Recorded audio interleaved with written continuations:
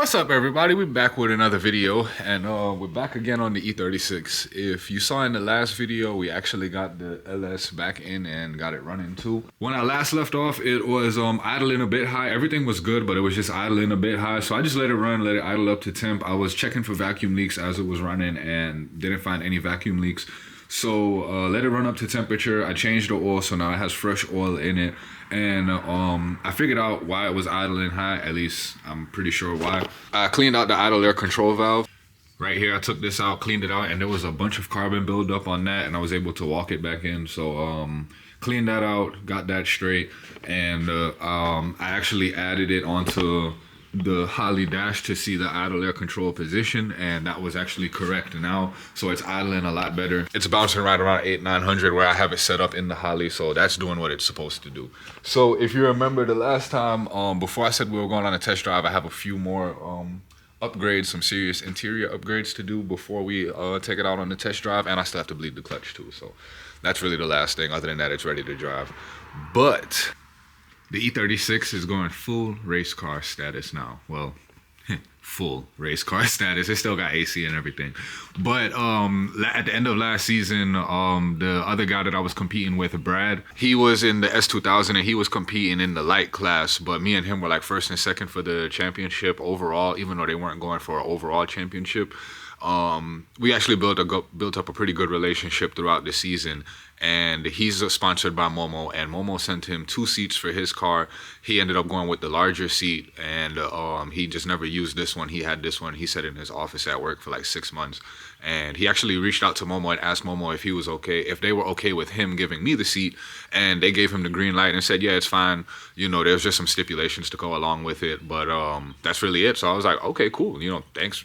I really appreciate Brad. So shout out to Brad and shout out to Momo, but more so to Brad because he didn't have to do this. Like, he could have used this for his simulator or decoration or whatever, you know, and he decided to give it to me. So I really appreciate him for that. It is a Momo Daytona seat. I looked online to see what the name was so I can get the right model when I did make this video. It's the Momo Daytona seat. It is full composite, so it's like super light, and it's a true bucket seat. As you know, the Corbo seats that I have in the car now are bucket seats, but they're reclinable. So let me show you that real quick.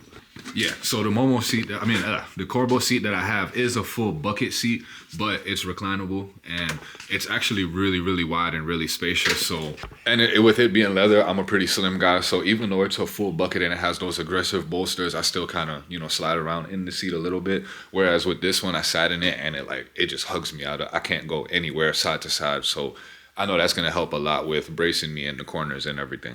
Yeah, I'm gonna pull this out and I'm gonna actually reuse these harnesses. I wanted to upgrade to some Schroth harnesses or something because this seat isn't not FIA, but yeah, it is FIA, I believe. But the safety regulations, this seat, I guess because it's a reclinable seat, it doesn't meet like certain safety regulations. So like, I'm pretty sure like a SCCA hill climb probably wouldn't allow me to use this seat. That competition series, you need to have a roll bar, you know, the proper safety and everything. And these harnesses and also this seat aren't up to that spec. So I am going to end up upgrading the harnesses later on, but for right now, I'm just going to reuse these harnesses. And I'm either going to get some Momo harnesses or, like I said, the black and yellow Schroth harnesses. Those harnesses are pretty expensive, but honestly, like, I'm a big Nürburgring ring tool fan, so I'd like this to be like my American ring tool because like, it's still street legal. I know a lot of those cars, like sometimes those guys delete AC and stuff, but I want it to still have the creature comforts, but still be like an absolute track weapon that I could still drive on the street and drive it comfortably. So that's like my goal with this car, is a US spec ring tool. So yeah, rambling on. Moving on from that, I picked up this Renown steering wheel. I actually got this for Christmas because I've had this seat for a while. So I got this steering wheel to go with it, the black and yellow. That's going to be real nice, you know, complementing off of each other. So that's a 330 mil, and then this steering wheel is actually dished. So I like that because the Sparco steering wheel that I had in the car was a flat steering wheel, and I would have preferred for the steering wheel to just sit ever so closer to me. As you can see, I already installed a Sparco spacer because I was having that issue before, and then it was still an issue. Like, it was a lot better with the spacer installed, but it just wasn't ideal. And then to finish it all off, we got the Garagistic seat mounts. I love these. I ended up going with the black anodized because It's just the car is all black, and I plan to keep it all black, whether it's paint or wrap. I enjoy it. So pretty basic, yeah, I know, but yeah, I could just choose any accent color that I want to go off of. So this pairing up with this inside the car is gonna be real nice. So my first plan of attack is before I even take out the Corbo seat, I'm gonna just go ahead and mount the side brackets onto the Momo seat, and I'm probably just gonna go off rip with the lowest setting, because another reason that I wanted to do this upgrade with the Corbo seat and the sliders and everything that I have, with my helmet on, my helmet touches the headliner, and it gets pretty uncomfortable, and in the event of something negative happening, that's not really safe. So yeah. And then I'm actually gonna try and give the seat a little bit of a pitch, so I'm gonna go with the lowest setting in the back, but then one up in the front, and see how that feels. I know this might be like an in and out adjusting kind of thing, and I'm not gonna show y'all all of that, but I'm just gonna show the main process of me installing the seat.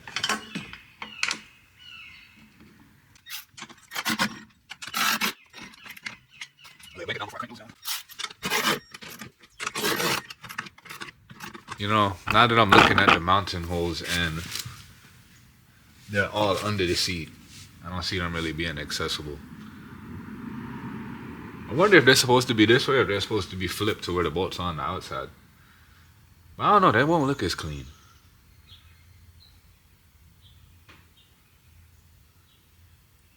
Or I wonder if I need to mount it to the base first and then mount the seat to the bracket.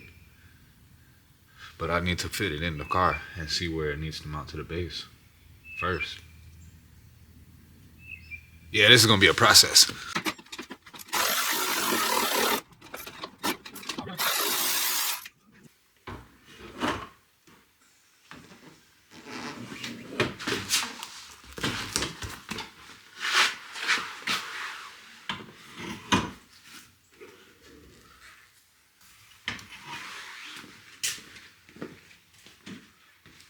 Alright, so I got the interior vacuumed out and cleaned up, and I actually put in the base plates. So what I'm gonna do is, these holes are actually all threaded, so it makes it real easy. You don't have to deal with, you know, trying to catch a through bolt and hold it on one side.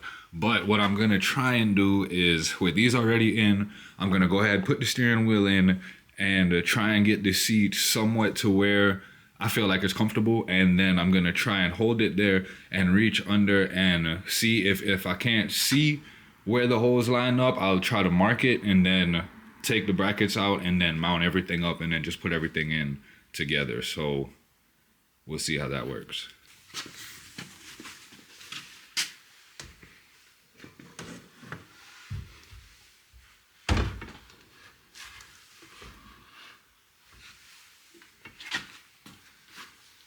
That looks wicked. Sheesh. I know it's gonna move around, but let's see how to pitch the seat. I think I'm actually gonna pitch it up one more. I think that would be a little bit more comfortable. I feel kind of hunched over. This is sick. And once it's all mounted up, I need to grab my helmet too. And these are the old bolts. I'm going to use the new hardware when it's completely installed. But just to...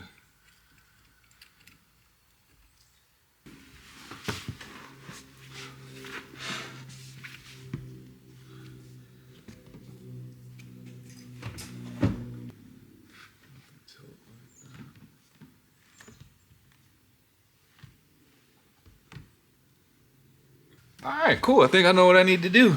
Alright, I messed around with it and did some attempts, and you can see the bolt still back there trying to get it in. Because I have it mounted so low, it's really hard to get those in there. So my plan of attack is, I actually have space with the seat pushed all the way over. I still have space to get access to these two side mount bolts. So what I'm gonna do, what the plan is, that looks sick. So the plan is, what I'm gonna do is unbolt the seat from the side mounts, because I know what angle that I want that at already, and then I'm gonna mount the side bolts, the side mounts to the base mounts, and then put the seat in and mount the seat to the side mounts. and that should really make it a lot easier. Yeah, so let's do it. Got the side mounts installed, and as you can see, I have them mounted as far inboard as possible because with the corbo seats, and I noticed a lot of other people with E36s and E46s complain about it too, that the driver's seat is actually kind of offset to the steering wheel. So I'm trying to get the seat as far inboard as possible to try to help minimize that and to get the weight closer to the center of the chassis. So now that those are in, I did go ahead and tighten them up just in case that this is the right fit. I don't have to take it all back apart and retighten it. So I'm gonna throw the seat in here and hopefully I got it right.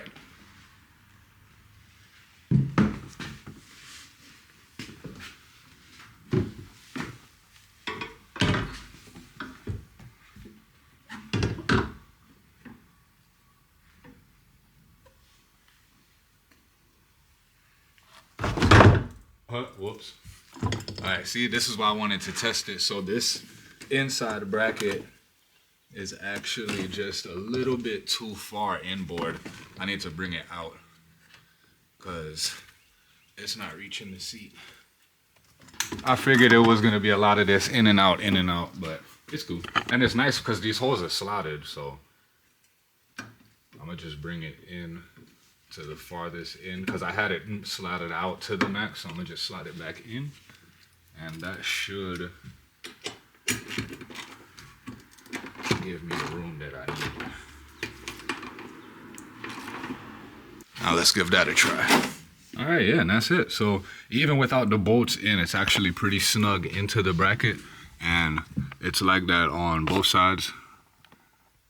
If you can see, yeah, you can kind of see that. Yeah, so that's it. So that's how you do these. You put in the base plate first, then put in the side mounts, and then install the seat in. And at least that's for this Momo seat. I don't know if it'll work for like Recaros or other things, but for this one, that's the way to do it. So I'm gonna go ahead and throw in those side mount bolts and then put in the new hardware for the steering wheel, and we should be good to go. All right, so the seat is officially in and mounted, and it's sturdy. That ain't going nowhere. That's a solid mount. So yeah, last thing to do, just put the new hardware in for the Renown steering wheel, and we're gonna be good to go. Look at that. Woo. All right. Yeah, that new hardware looks so much better than that old crusty stuff. That hardware is from 3 steering wheels ago. Well, 2. This Renown now makes the 3rd steering wheel that's been in this car, other than the OEM. I had 2 Sparkles and now this one. All right, got all the hardware installed, so now time for the last touch.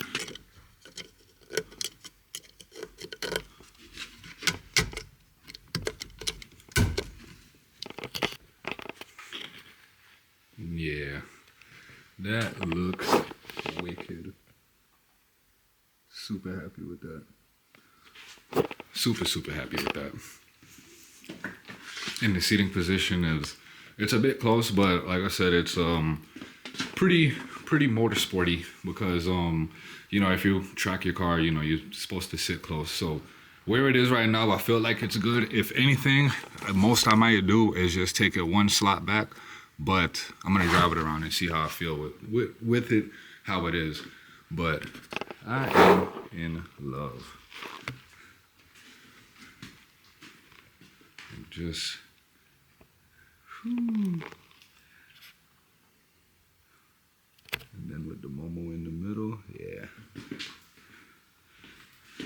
Very motorsport-esque. Love that. All right, yeah, so just one last look. And I am gonna route the harnesses again, but just wanna admire it for now. So yeah, I am in love. So yeah, I'm gonna let y'all go there. I hope y'all appreciate and you know, like the seats and making the E36 more track ready as much as I did.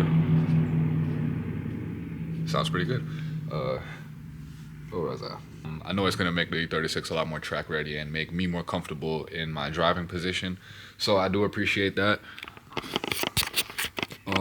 This is not the last that you will see of these corbo seats. I'm not getting rid of them. I'm gonna hold on to them because these are gonna get donated to the drift project. And if you know your car silhouettes, even with the car cover, you know what it is.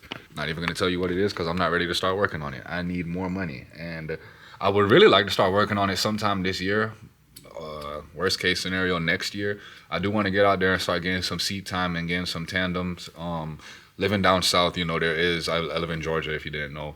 There's a lot of drift events and drift competitions, and then especially with clutch kickers coming back, and with it being at mid-pond, with the plan that I do have of the car with the power and tire size and everything, it should be pretty competitive at clutch kickers, as long as I can, you know, do my part and be a good driver. I do spend a lot of time on the sim. I do a lot of iRacing and grip driving, but I also have the Assetto Corsa content manager, so I do a lot of drifting. I bought a lot of mods. I have a good amount of cars, tracks. I've done mid-pond with FD cars and grassroots level cars, so I'm not gonna say I'm the best, but I'll say I'm pretty comfortable. But I do want to get out there and, you know, drift in real life, so that is a plan. You know, I am, you know, dived in on the time attack and everything, but I don't know.